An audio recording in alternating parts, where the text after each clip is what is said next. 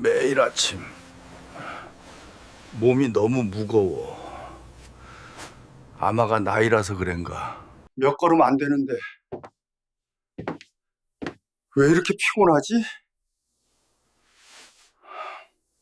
이건 단순한 노화 현상이 아닙니다. 신장이 조용히 경고를 보내고 있는 겁니다. 하지만 다행히 젠때 오셨네요. 이나 정이야. 고맙습니다, 의사 선생님. 너무 늦기 전에 알아차려서 다행입니다. 혹시 소변을 볼 때마다 하얀 거품이 많이 생기고 그 거품이 아주 오래도록 사라지지 않는다는 것을 느껴본 적이 있습니까? 아침에 일어났을 때 눈꺼풀이 무겁고 얼굴이 살짝 붓는 느낌이 드는데도 어제 잠을 덜 잤나? 어젯밤에 물을 많이 마셔서 그런가 보다 하고 넘긴 적은 없으신가요? 또 저녁에 양말을 벗을 때 발목에 고무줄 자국이 선명하게 남아 있고 손가락으로 눌렀을 때 한동안 움푹 들어간 자국이 천천히 돌아오는 것을 본 적은 없으신가요? 이런 현상들이 자주 반복된다면 그것은 몸이 당신에게 아주 중요한 신호를 보내고 있다는 뜻일 수 있습니다. 많은 분들은 이것을 단순한 피로, 나이 탓, 혹은 날씨 변화 때문이라고 생각합니다. 하지만 실제로는 훨씬 더 위험한 문제일 수 있습니다. 우리 몸의 신장은 하루 24시간 쉬지 않고 일하는 정수기 필터와 같습니다. 이 필터가 조금씩 막히기 시작하면 물은 계속 흘러나오지만 내부에서는 이미 조용히 손상이 진행되고 있습니다. 마치 강바닥에 토사가 조금씩 쌓이다가 어느 순간 물이 말라 물고기가 죽고 나서야 문제를 깨닫는 것과 같습니다. 가장 무서운 점은 신장이 기능의 절반 이상을 잃을 때까지도 본인은 거의 아무런 뚜렷한 증상을 느끼지 못할 수 있다는 사실입니다. 실제로 많은 환자들이 병을 알아차렸을 때는 이미 되돌릴 수 없는 단계에 이른 경우가 많습니다. 투석을 시작해야 하거나 기계에 의존해 살아가야 하거나 삶의 질이 크게 떨어진 뒤에야 문제를 인식합니다. 하지만 다행히도 희망은 아직 남아 있습니다. 조기에 알아차리고 올바르게 대처한다면 신장은 충분히 보호할 수 있고 일부 기능은 회복을 기대할 수도 있습니다. 오늘 이 내용을 통해 여러분은 스스로 몸을 관찰하는 방법을 알게 되고 어떤 신호가 정말 위험한 경고인지 이해하게 될 것입니다.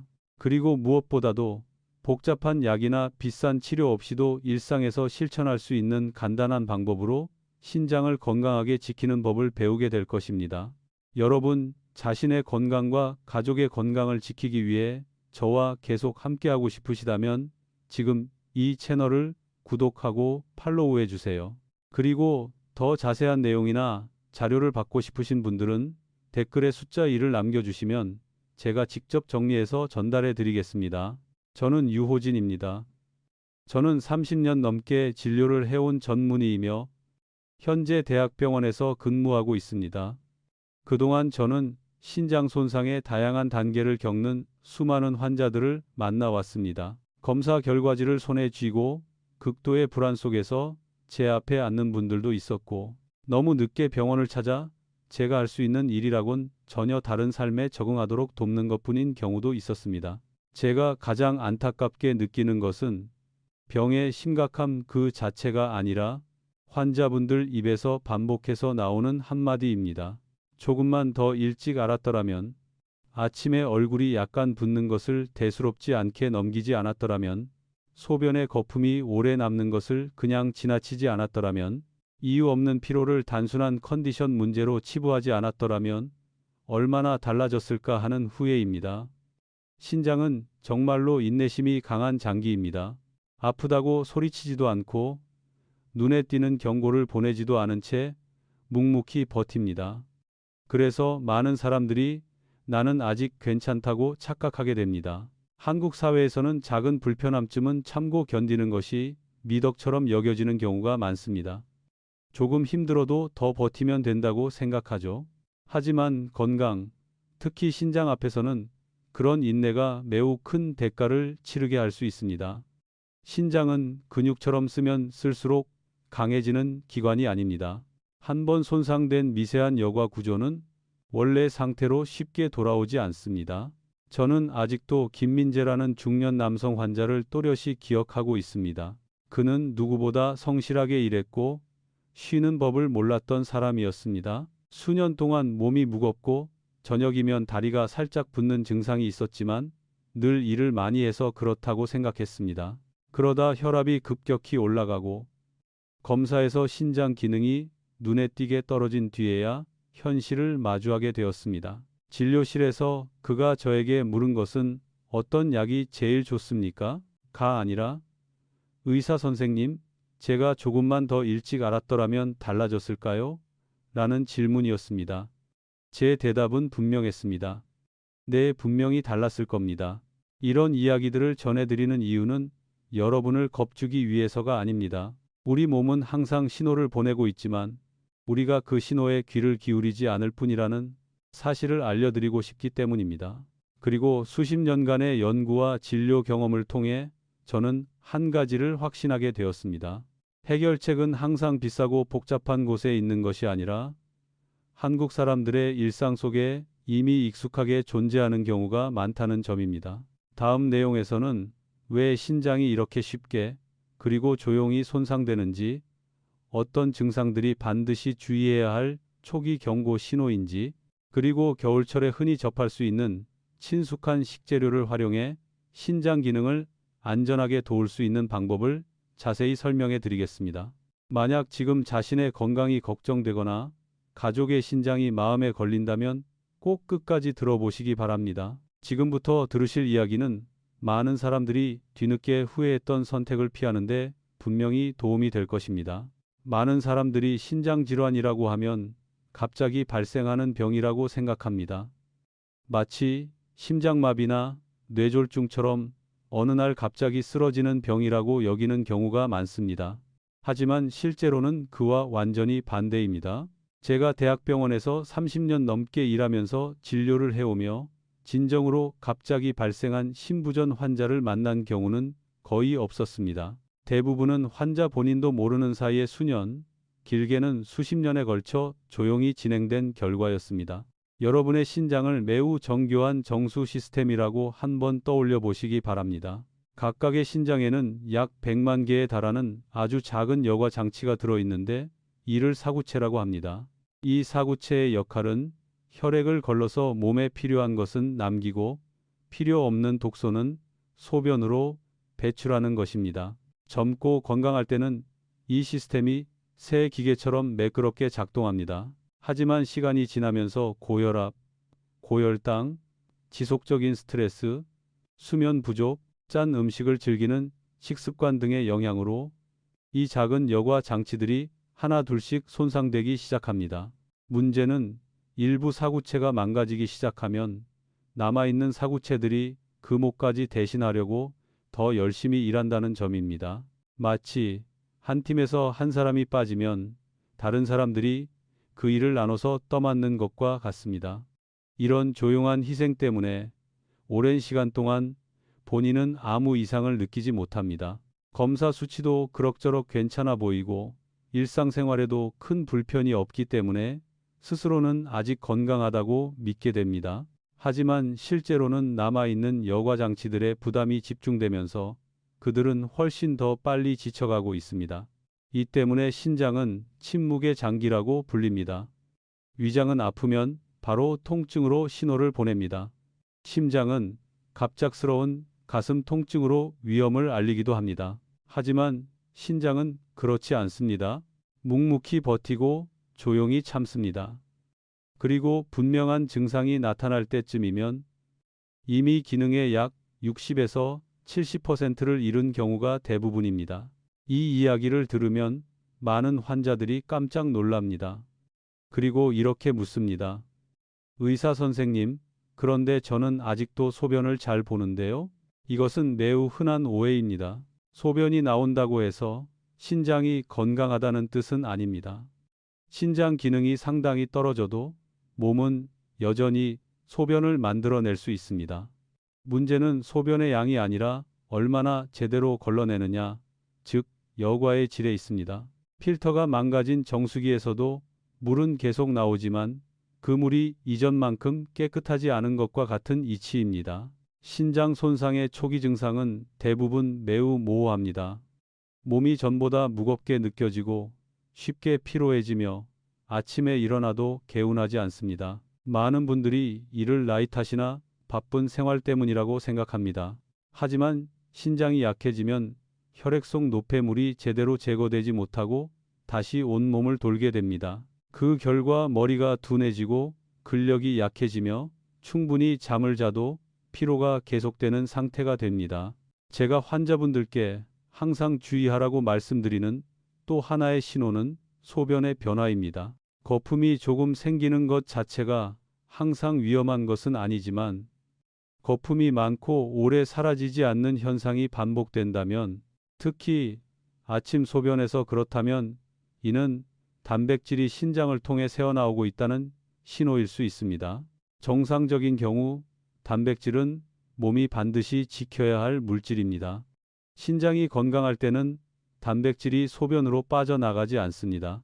하지만 여과막이 손상되면 단백질이 소변으로 배출되면서 비눗물처럼 잘 꺼지지 않는 거품을 만들게 됩니다. 부종 또한 매우 중요한 신호입니다. 신장은 체내의 수분과 염분 균형을 조절하는 역할을 합니다. 이 기능이 떨어지면 수분이 조직에 쌓이면서 붓기가 생깁니다. 초기에는 아침에 눈꺼풀이 붓거나 저녁에 발목이 붓는 식으로 가장 눈에 잘 띄는 부위에서 나타납니다. 많은 분들이 이를 단순한 체중 증가나 오래 서 있었기 때문이라고 착각하지만, 손가락으로 눌렀을 때 피부가 움푹 들어갔다가 천천히 돌아온다면 절대 가볍게 넘겨서는 안 됩니다. 신장은 혈압과도 매우 밀접한 관련이 있습니다. 신장은 혈관 내 압력을 조절하는 호르몬을 분비하는데 이 기능에 문제가 생기면 혈압이 상승하게 됩니다. 더 안타까운 점은 이렇게 높아진 혈압이 다시 신장을 더 손상시키면서 악순환을 만든다는 것입니다. 실제로 많은 환자들이 고혈압 때문에 병원을 찾았다가 그 근본 원인이 신장에 있다는 사실을 나중에서야 알게 됩니다. 잘 알려지지 않은 또 하나의 연결고리는 신장과 빈혈의 관계입니다. 신장은 골수에서 적혈구를 만들도록 자극하는 호르몬을 생성합니다. 신장 기능이 떨어지면 이 호르몬 분비가 줄어들고 그 결과 빈혈이 발생합니다. 환자는 어지럼증을 느끼고 얼굴이 창백해지며 계단만 올라가도 숨이 차게 됩니다. 빈혈 때문에 병원을 찾아 여러 보충제를 먹어도 호전되지 않는 이유는 근본 원인이 해결되지 않았기 때문입니다. 제가 늘 안타깝게 느끼는 점은 이러한 손상들 중 상당수가 조기에 발견되기만 했다면 진행을 늦추거나 일부는 충분히 호전될 수도 있었다는 사실입니다. 초기 단계에서는 신장에 가해지는 부담을 줄여주는 것만으로도 일정 부분 회복을 기대할 수 있습니다. 이것은 처음부터 복잡하거나 비용이 많이 드는 방법을 필요로 하지 않습니다. 때로는 식습관을 바꾸고 쉬는 방식을 바꾸고 자신의 몸에 조금 더 귀를 기울이는 것에서 시작됩니다. 현대 한국 사회에서 우리는 너무 많이 일하고 너무 빨리 먹고 너무 적게 자며 몸이 보내는 작은 신호들을 자주 무시합니다. 정말 큰 문제가 생겼을 때만 병원에 가면 된다는 생각을 갖고 있는 경우도 많습니다. 하지만 신장에 있어서는 이런 사고방식이 반드시 바뀌어야 합니다. 예방과 조기 개입은 나중에 겪게 될 고통스러운 치료를 피하게 해줄 뿐만 아니라 삶의 질을 온전히 지켜주는 가장 확실한 방법입니다. 다음 내용에서는 일상생활에서 쉽게 접할 수 있는 익숙한 식재료를 바탕으로 신장의 부담을 덜어주고 회복의 기회를 만들어주는 매우 현실적인 접근법을 여러분과 나누려고 합니다. 이것은 기적 같은 이야기가 아닙니다. 다만 신장이 숨을 고를 수 있는 시간을 벌어주는 방법입니다. 그 이야기를 시작하기 전에 가장 중요한 한 가지를 꼭 기억해 주셨으면 합니다. 신장은 하루아침에 망가지지 않고 하루아침에 회복되지도 않습니다. 하지만 올바른 방향으로 지금 시작한다면 여러분에게는 아직 충분한 시간이 있습니다. 신장이 왜 이렇게 조용히 그리고 쉽게 손상되는지를 이해하고 나면 제가 환자들에게서 가장 자주 듣는 질문이 바로 이것입니다. 그럼 지금 저는 무엇을 해야 하나요? 많은 분들이 가장 먼저 약을 떠올리고 복잡하거나 비용이 많이 드는 치료 방법을 생각합니다. 하지만 실제로는 특히 초기 단계에서는 몸에 무언가를 더 많이 추가하는 것보다 매일 신장이 짊어지고 있는 부담을 줄여주는 것이 훨씬 중요합니다. 오랜 기간 연구를 하고 환자들을 추적 관찰하면서 저는 매우 흥미로운 공통점을 하나 발견했습니다. 신장 기능이 비교적 안정적으로 유지되는 분들은 대체로 식습관이 아주 단순하고 자연식품 위주로 생활하고 있다는 점이었습니다. 그리고 그 중에는 한국의 거의 모든 가정에서 겨울철이면 쉽게 접할 수 있으면서도 신장 보호 측면에서는 과소평가되어 온 한 가지 식품이 있습니다. 바로 귤입니다. 대부분의 사람들은 귤을 그저 후식용 과일, 비타민C를 보충하고 감기를 예방하는 과일 정도로만 생각합니다. 그것도 맞는 말이지만 전부는 아닙니다. 귤에는 플라보노이드라고 불리는 중요한 생리활성 물질군이 들어있는데 그 중에서도 헤스페리딘이라는 성분이 특히 풍부합니다. 이 성분은 혈관벽을 보호하고 염증을 줄이며 미세순환을 개선하는 역할을 합니다. 신장에 있어 이는 매우 중요한 의미를 갖습니다. 왜냐하면 각각의 사구체는 실제로 아주 미세한 모세혈관 덩어리이기 때문입니다. 이 모세혈관들이 건강할수록 여과 과정은 더 효율적으로 이루어지고 단백질이 새어나갈 가능성도 줄어듭니다. 많은 분들이 잘 모르는 사실이 하나 있습니다. 귤에서 가장 가치 있는 부분은 과즙이 풍부한 귤 알맹이가 아니라 겉껍질과 과육 사이에 있는 얇은 흰색 껍질이라는 점입니다. 이 부분은 쓴맛 때문에 흔히 떼어내고 버리지만 실제로는 과육보다 훨씬 많은 양의 헤스페리딘을 함유하고 있습니다. 이 흰 껍질을 제거한다는 것은 혈관과 신장에 가장 도움이 되는 핵심 부분을 스스로 버리는 것과 다름없습니다. 임상 현장에서 저는 이 상황을 종종 이런 비유로 설명합니다. 값비싼 선물을 사놓고 상자만 쓰고 안에 들어있는 내용물은 버리는 것과 같다고 말입니다. 환자분들이 귤을 먹을 때 흰 껍질을 조금이라도 남기는 습관으로 바꾸기 시작하면 몇 주 후 미묘하지만 분명한 변화를 느끼는 경우가 많습니다. 소변의 거품이 줄어들고 몸이 무겁게 느껴지던 감각이 서서히 완화되며 아침에 일어났을 때 몸이 한결 가벼워졌다고 말합니다. 하지만 귤을 제대로 먹는 방법은 흰 껍질을 남기는 것에서 끝나지 않습니다. 먹는 시기와 함께하는 방식 또한 매우 중요합니다. 신장은 온도와 혈액순환에 민감한 기관입니다. 몸이 차가워지면 혈관이 수축하고 신장으로 가는 혈류량이 줄어들어 여과 기능이 떨어집니다. 그래서 동양의학에서는 예로부터 겨울철 보온과 따뜻한 성질의 음식을 강조해 왔습니다.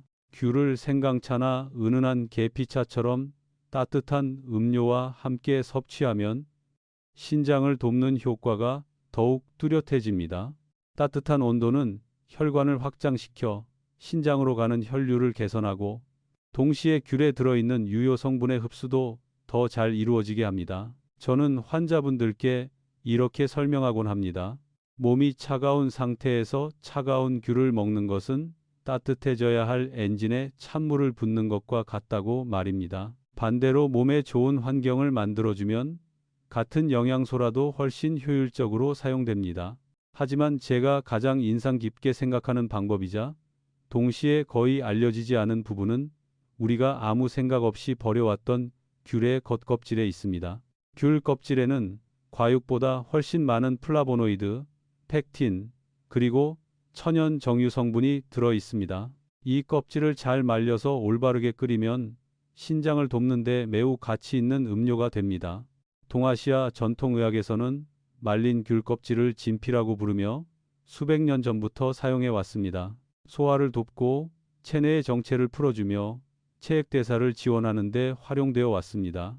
현대 의학의 관점에서 보더라도 이러한 효능은 충분한 근거를 가지고 있습니다. 귤 껍질에 들어있는 펙틴은 나쁜 콜레스테롤과 결합해 배출을 돕고 그 결과 혈관을 더 깨끗하고 원활하게 만듭니다. 신장으로 가는 혈관이 건강해지면 신장은 더 좋은 환경에서 기능할 수 있게 됩니다.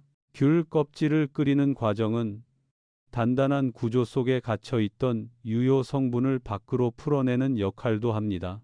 열의 작용으로 이 성분들이 물에 녹아들면서 우리 몸이 훨씬 흡수하기 쉬운 형태로 바뀝니다. 일본과 한국에서 진행된 여러 연구에서도 귤 껍질차를 꾸준히 섭취한 중장년층에서 신장 기능과 관련된 지표가 개선되는 경향이 관찰되었습니다. 제가 항상 강조하는 점은 이것이 약이 아니라는 사실이며 신부전이 이미 심각한 단계에 이르렀을 때 의료 치료를 대신할 수 있는 방법도 아니라는 점입니다.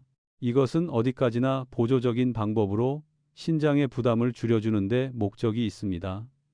특히 초기에 시작해 꾸준히 유지할수록 효과를 기대할 수 있습니다. 이는 완전히 고장난 뒤에 수리하는 것보다 아직 잘 돌아갈 때 정기적으로 관리해 주는 것과 같습니다. 어떤 환자분들은 제게 이렇게 묻습니다. 선생님, 이렇게 단순한 것들을 왜 이제야 알게 됐을까요? 그때마다 저는 이렇게 답합니다. 우리는 인내가 필요한 문제에 대해 너무 거창한 해결책만 찾으려 하기 때문이라고 말입니다. 신장을 돌보는 일은 한 번에 눈에 띄는 행동이 아니라 신장이 수십 년 동안 묵묵히 해왔던 일과 닮은 조용하고 지속적인 과정입니다. 여러분이 귤을 단순한 과일이 아니라 올바르게 사용하면 건강을 돕는 도구로 바라보기 시작한다면 몸을 관리하는 방식 자체가 달라질 것입니다. 그리고 마지막 부분에서는 이러한 내용들을 일상생활 속에서 어떻게 구체적이고 안전하게 각자의 체질에 맞게 적용할 수 있는지를 자세히 안내해 드리겠습니다. 단순히 이해하는 데서 그치는 것이 아니라 실제로 실천할 수 있도록 말입니다. 여기까지 오면서 가장 중요한 것은 여러분이 얼마나 많은 정보를 들었느냐가 아니라 이제 어디에서부터 그리고 어떻게 시작할 것인가입니다. 많은 사람들은 질병에 대해서도 잘 알고 있고 원인과 해결책도 분명히 이해하고 있습니다. 하지만 그 지식을 일상생활 속의 구체적인 습관으로 바꾸는 방법을 모르는 경우가 많습니다. 신장을 돌보는 일 역시 다른 어떤 장기를 돌보는 것과 마찬가지로 그것이 여러분의 삶의 리듬 속에 자연스럽게 스며들 때에야 비로소 진정한 의미를 갖게 됩니다. 먼저 잠시 시간을 내어 스스로를 점검해 보시기 바랍니다. 최근 몇 주 동안 소변에 거품이 자주 생기고 그 거품이 오래 사라지지 않았습니까? 아침에 일어났을 때 얼굴이나 눈꺼풀이 살짝 붓지는 않았나요? 저녁에 양말을 벗었을 때 발목에 선명한 자국이 남아있지는 않습니까? 예전보다 쉽게 피로해지거나 생활에 큰 변화가 없는데도 혈압이 오르는 경향은 없었나요? 이 중 두 가지 이상에 해당된다면 아직 병원에 갈 정도는 아니다라고 느끼더라도 지금이 바로 신장을 진지하게 돌봐야 할 시점입니다. 제가 환자분들께 항상 권하는 첫 번째 단계는 아주 천천히 시작하는 것입니다. 첫 주에는 하루에 귤 한 개면 충분합니다. 완벽하게 지켜야 한다는 부담을 가질 필요는 없습니다. 식사 후 1시간에서 2시간 정도 지난 뒤에 귤을 드시고 안쪽에 흰 껍질을 조금 남겨두세요. 쓴맛이 익숙하지 않다면 처음 며칠은 아주 소량만 남겼다가 점차 늘려도 괜찮습니다. 이 단계의 목표는 즉각적인 효과가 아니라 몸이 적응하도록 돕고 스스로의 반응에 귀를 기울이는 데 있습니다. 둘째 주부터는 몸이 어느 정도 익숙해졌으므로 하루 2번으로 나눌 수 있습니다. 한 번에 반 개 또는 작은 귤 1개 정도를 오전과 오후에 나누어 드세요. 이렇게 나누어 섭취하면 혈당이 갑자기 오르는 것을 막을 수 있고 소화기에도 부담이 덜합니다. 이 시기부터 많은 분들이 아주 미묘하지만 분명한 변화를 느끼기 시작합니다. 아침에 일어났을 때 몸이 한결 가볍고 얼굴 붓기가 줄어들며 전반적인 피로감이 서서히 완화됩니다. 이러한 변화는 요란하지 않지만 신장이 점차 부담에서 벗어나고 있다는 신호입니다. 귤을 올바르게 먹는 것이 익숙해졌다면 앞에서 말씀드린 두 가지 보조 방법 중 하나를 추가해도 좋습니다. 바쁜 분들이라면 오전 늦게나 오후 초반에 귤과 함께 연한 생강차나 계피차 같은 따뜻한 차 한 잔을 곁들이는 것만으로도 충분합니다. 차의 온기가 혈액순환을 도와주고 특히 추운 날씨에는 몸을 훨씬 편안하게 만들어줍니다. 시간이 조금 더 있고 효과를 최대한 끌어올리고 싶다면 귤 껍질을 달인 물이 매우 좋은 선택이 됩니다. 하루에 한 컵, 따뜻할 때 마시는 것만으로도 신장은 어느 정도 쉴 수 있는 시간을 얻게 됩니다. 하지만 제가 반드시 강조해야 할 점이 하나 있습니다. 귤이 몸에 좋다고 해서 많이 먹을수록 좋은 것은 아닙니다.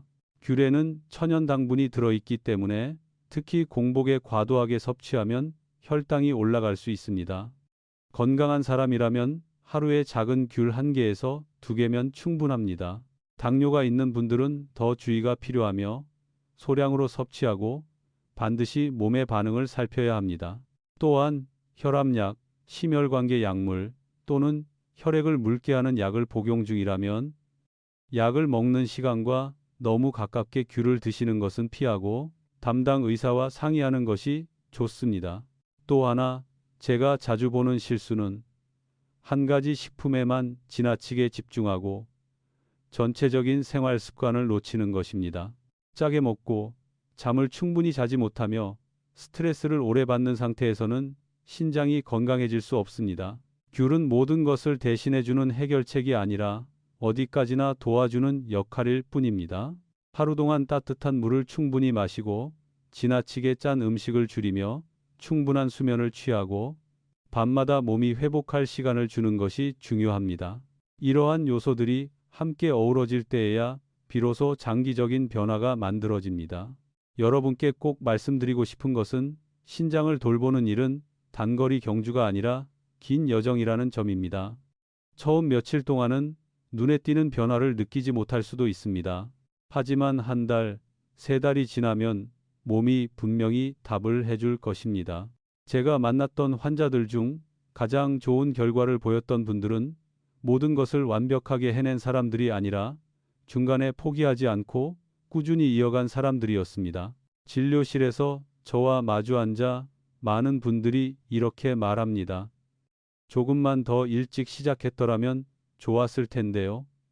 하지만 여러분은 다릅니다. 지금 이 순간에도 여러분에게는 아직 기회가 있습니다. 귤을 하나 올바르게 먹는 것, 작은 습관 하나를 지켜나가는 것, 그 모든 것이 신장과 전반적인 건강을 지키기 위한 조용하지만 단단한 한 걸음이 됩니다. 끝까지 시간을 내어 듣고 함께 해주셔서 진심으로 감사드립니다.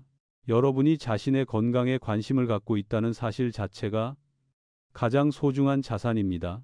오늘의 이야기가 여러분이 자신의 몸을 조금 더 이해하는 데 도움이 되었다면 아주 작은 변화라도 오늘부터 시작해 보시기를 바랍니다. 여러분과 가족 모두 늘 건강하시기를 바라며 지금까지 함께 해주셔서 감사합니다.